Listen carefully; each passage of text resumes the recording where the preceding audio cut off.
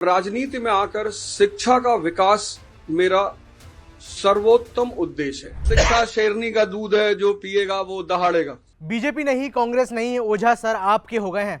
क्या Ojha sir UPSC hub old Rajendra Nagar से चुनाव लड़ सकते हैं?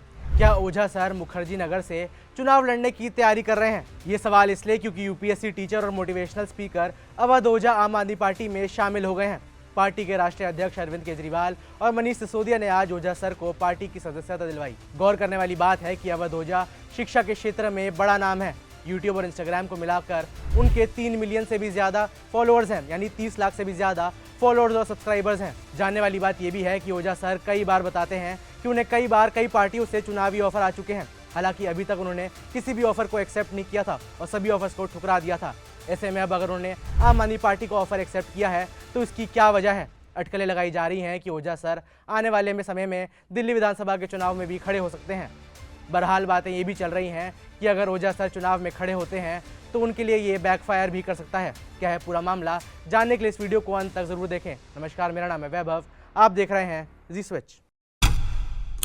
दो क्षेत्रों में देश के अच्छे दिमागों को आगे बढ़ना चाहिए, एक शिक्षा और एक राजनीति। अरविंद केजरीवाल की पार्टी में शिक्षा जगत का बड़ा नाम जुड़ गया है। अवध ओझा उर्फ ओझा सर यूपी एस्पिरेंट्स के बीच ये एक जाना माना नाम है। वो सालों से यूपीएससी की कोचिंग देते आए हैं। अवध ओझा को उनके अनूठे अंदाज के लिए जाना जाता है। अवध ओझा की पहचान एक ऐसे टीचर के तौर पर है जो किसी भी सरकार या नेता को बख्शते नहीं हैं। किसी भी पार्टी का मंत्री या विधायक काम न करे तो वो सीधा नाम लेकर उसकी धज्जियां उड़ाते हैं।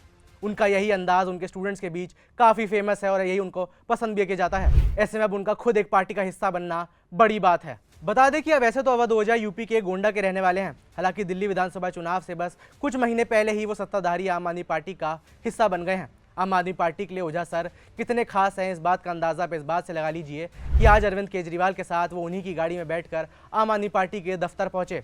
अवध ओझा के सदस्य बनने के बाद केजरीवाल ने कहा कि उनका साथ आना पार्टी ही नहीं बल्कि देश की शिक्षा के लिए मजबूत करने वाली बात है। उनके आने से अभी तक जब भी किसी नेता को हम ज्वाइन कराते हैं तो हम कहते हैं इनके आने से आम आदमी पार्टी मजबूत होगी।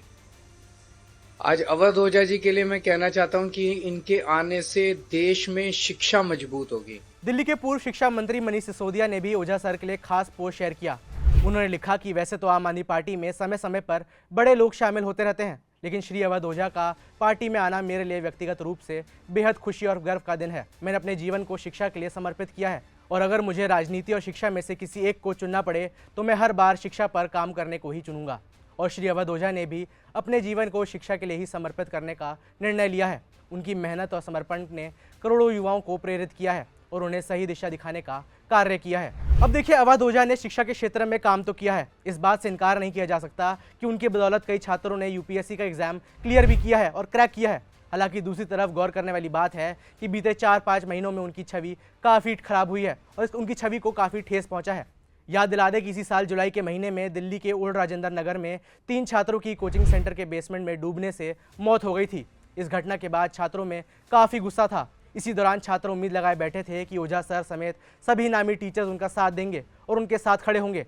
हालांकि ओझा सर घटनास्थल पर एक भी बार नहीं पहुंचे और कुछ दिनों के लिए मानो गायब ही हो गए। लिटरली ओझा सर की रीलें आएंगी।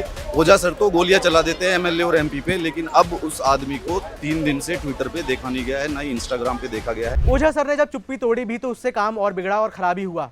छात्रों में और गुस्सा आ गया। एक इंटरव्यू में उन्होंने कहा कि वो घटनास्थल पर इसलिए नहीं जा सकते क्योंकि वहां उपद्रवी यानी कुछ एंटी सोशल एलिमेंट्स मौजूद हैं। ओझा सर ने कहा कि अगर मामला सुलझाना है और कुछ समाधान चाहिए तो छात्रों को एक गुट बनाकर उनसे मिलने आना चाहिए।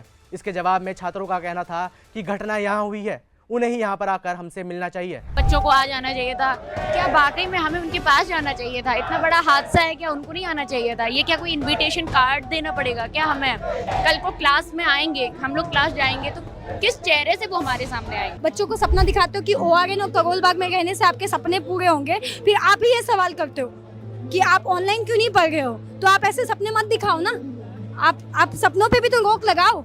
आप बोलोगे कि हम तुम्हें पंख देंगे बेटा उड़ो, पर आप ही काट दोगे तो ये कोई सवाल नहीं है। आज प्रोटेस्ट हो गया तो आप कहोगे ऑनलाइन पढ़ो। 4-4 घंटा का एक वीडियो चलाते हो कि हम आपके साथ हैं और आज ये रूम पे बैठ के कि हमको बच्चों से खतरा है, ये एक्सेप्ट नहीं करेंगे सर। बच्चे हम लोग सब आप ही के बच्चे हैं, आपसे पढ़े लिखे हुए हैं, क्या है सर, आओ सर, ओझा सर आप आओ ना, क्यों नहीं आ रहे? वो दिन था और आज का दिन है जब अवध ओझा उर्फ ओझा सर का नाम नेशनल मीडिया में सुनने को मिल रहा है। अवध ओझा जब पिछली बार चर्चा में आए थे तो छात्रों को नाराज छोड़कर आगे बढ़ गए थे, और जैसा आप जानते हैं कि राजनीति में किसी को भी नाराज छोड़ा नहीं जा सकता।